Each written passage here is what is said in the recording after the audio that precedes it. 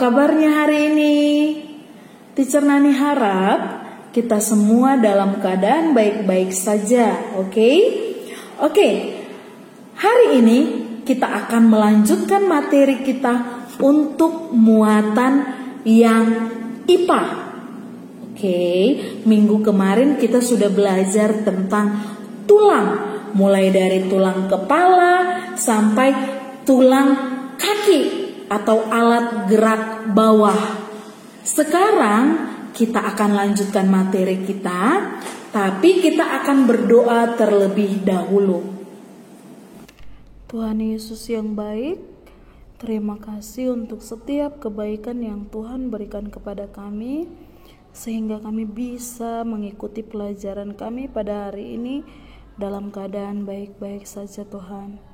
Tuhan, sebentar kami akan memulai pelajaran kami.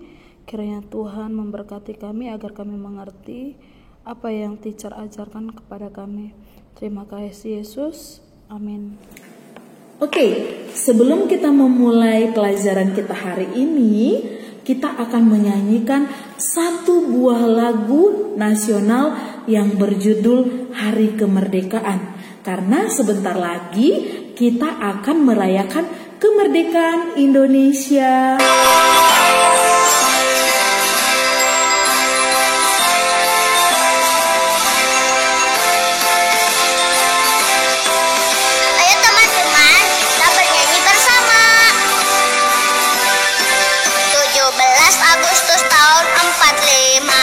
Itulah hari kemerdekaan kita, hari merdeka nusa dan bangsa, hari lahirnya bangsa Indonesia. Merdeka, sekali merdeka tetap merdeka, selama hayat masih di kandung badan. Kita tetap setia mempertahankan Indonesia. Kita tetap setia membela negara kita. Oke, kita akan memulai pelajaran kita. Topik kita hari ini yaitu tentang otot dan sendi. Yang pertama, otot. Otot adalah jaringan dalam tubuh hewan dan manusia yang berfungsi menghasilkan gerakan. Otot dapat memendek ketika sedang bekerja dan dapat memanjang ketika kita sedang beristirahat. Berdasarkan jenisnya, otot dibagi menjadi 3, yaitu yang pertama otot polos, kemudian otot jantung, dan yang terakhir adalah otot lurik. Oke, kita bahas satu persatu otot polos. Coba kamu perhatikan gambar di sebelah kanan.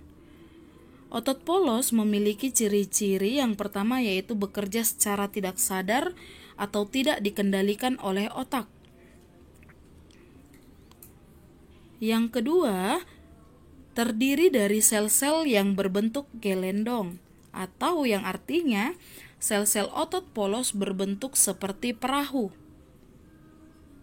Dan yang terakhir, otot polos terdapat pada organ dalam seperti dinding saluran pencernaan, pernapasan, dan pembuluh darah. Nah, oleh karena itu, mengapa dikatakan otot polos bekerja dengan tidak sadar atau di luar kendali otak? Karena ketika kita melakukan buang air besar dan buang air kecil, dengan tidak sengaja kita sudah bernapas dan tidak sadar darah sudah mengalir di tubuh kita.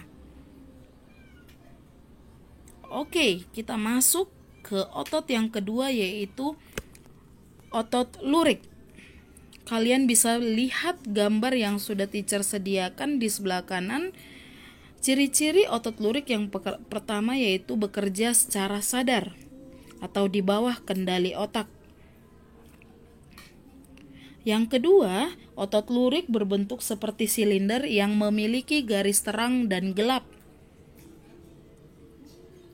Dan yang terakhir, otot lurik melekat pada rangka sehingga disebut juga otot rangka. Nah, mengapa otot lurik disebut bekerja secara sadar? Karena kita secara sadar mampu menggerakkan rangka.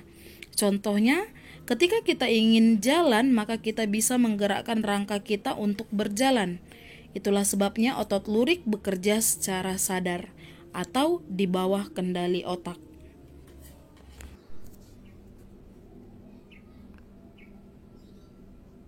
Yang ketiga adalah otot jantung. Kamu dapat lihat gambar di sebelah kanan.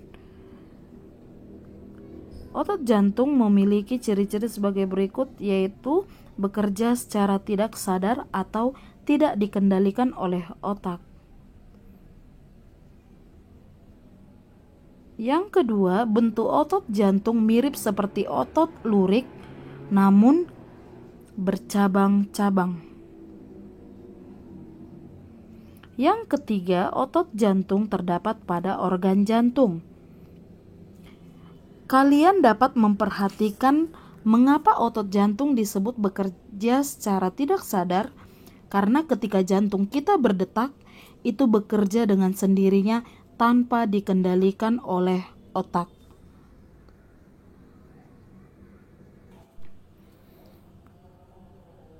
Fungsi otot bagi tubuh. Yang pertama, menggerakkan tulang untuk melakukan gerakan tubuh. Yang kedua, menjaga bentuk dan postur tubuh. Dan yang ketiga, menjaga keseimbangan suhu tubuh. Yang kedua, sendi. Sendi adalah hubungan antara dua tulang atau lebih.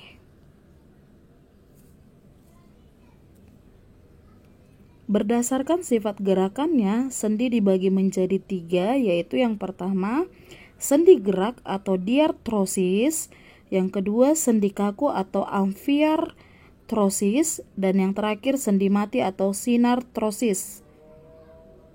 Yang pertama, sendi gerak atau diartrosis.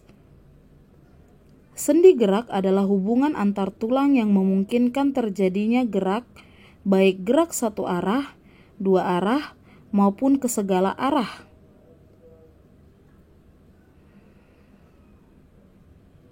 Sendi kaku merupakan sendi yang masih dapat digerakkan meski gerakannya terbatas. Contohnya, sendi yang terdapat pada tulang antar ruas tulang belakang dan tulang rusuk, dan juga terdapat pada tulang panggul.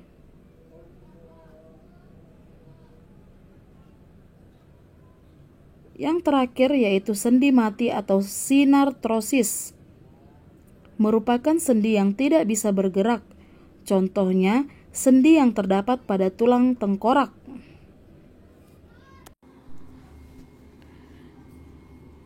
Macam-macam sendi berdasarkan arah pergerakan. Yang pertama, sendi geser. Sendi geser yaitu sendi yang memungkinkan gerakan antar tulang yang satu menggeser yang lain. Contohnya sendi pada pergelangan tangan dan kaki dan ruas tulang belakang. Yang kedua, sendi peluru. Merupakan sendi yang dapat bergerak ke segala arah, bentuknya mirip seperti mangkok. Contohnya hubungan antara tulang lengan atas dengan bahu. Kemudian sendi gulung. Sendi gulung merupakan sendi yang memungkinkan terjadinya gerak rotasi pada poros tetapi gerakannya terbatas. Contohnya pada hubungan ujung tulang telapak tangan dengan ujung tulang jari tangan. Yang berikutnya sendi engsel. Sendi engsel merupakan sendi yang memungkinkan terjadinya pergerakan satu arah saja. Contohnya pada tulang lutut dan siku. Yang berikutnya sendi putar. Sendi yang salah satu ujung tulangnya mengitari atau membuat gerakan berputar pada ujung tulang lain. Contohnya sendi antar tulang atlas dan tengkorak. Dan yang terakhir adalah sendi pelana. Sendi ini mampu membuat gerakan dua arah, yaitu arah samping dan depan. Contohnya tulang pangkal dan ibu jari.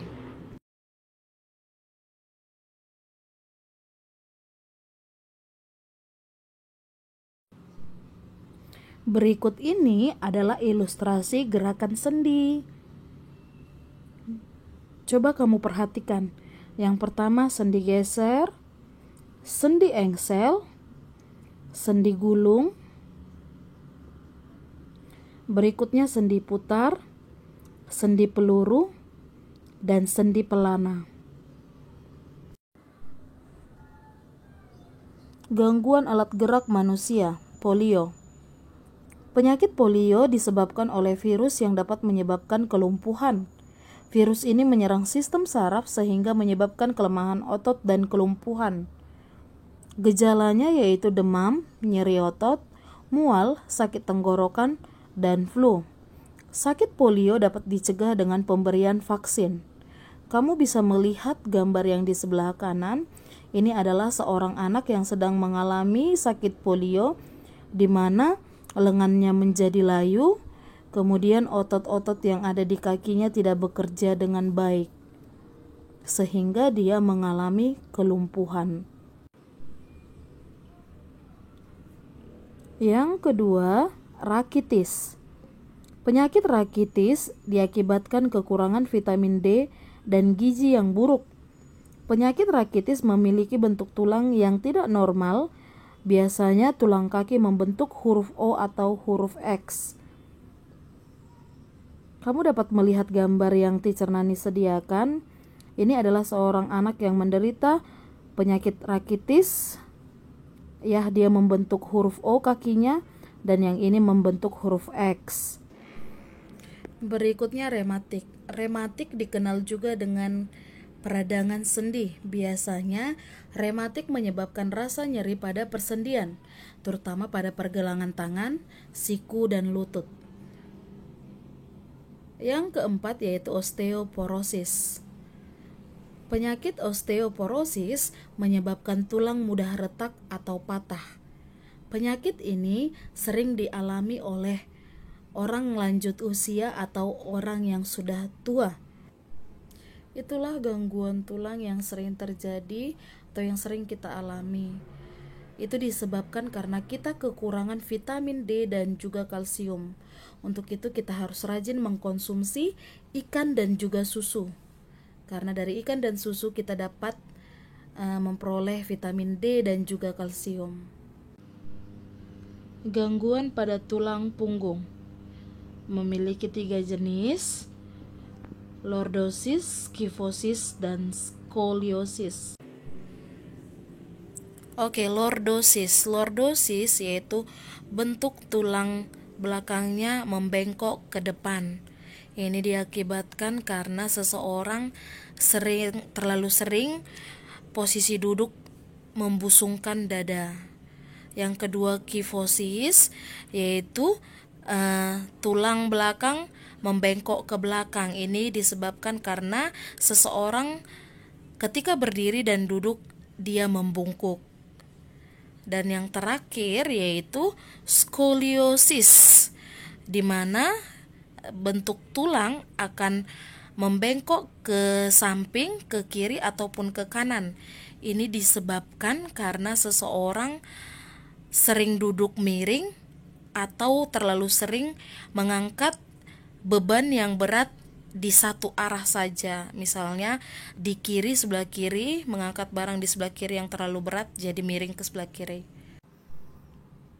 Cara menjaga kesehatan alat gerak manusia yang pertama yaitu makan makanan yang bergizi. Ya, di sini kita harus memakan makanan yang bergizi seperti sayur-sayuran, buah-buahan, dan yang lainnya. Terutama untuk kesehatan tulang kita harus mengkonsumsi makanan yang mengandung vitamin D dan juga kalsium.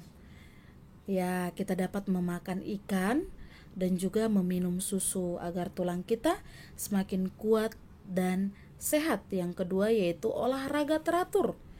Ya, kita di sini juga harus melakukan olahraga yang teratur agar kita dapat melatih tulang kita menjadi semakin kuat. Apalagi terkena sinar matahari, makin kuatlah tulang kita itu. Yang berikutnya, duduk dan berdiri dalam posisi tegak.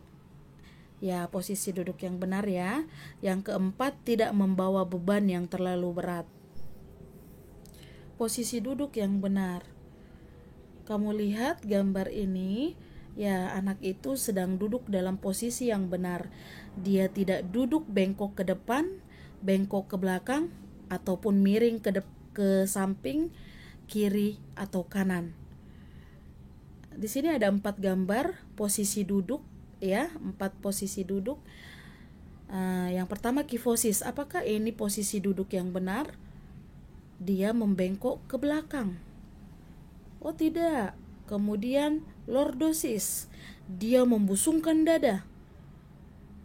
Tidak juga. Kemudian yang berikutnya, dia miring ke kanan. Oh tidak juga ya nak ya. Ternyata yang keempat yang benar. Dia duduk dengan tegak. Oke, sekian topik kita untuk hari ini. Teacher mau kamu menuliskan materi kita hari ini ke buku catatan kamu. Akhir kata Teacher Nani say bye-bye. Tuhan Yesus memberkati.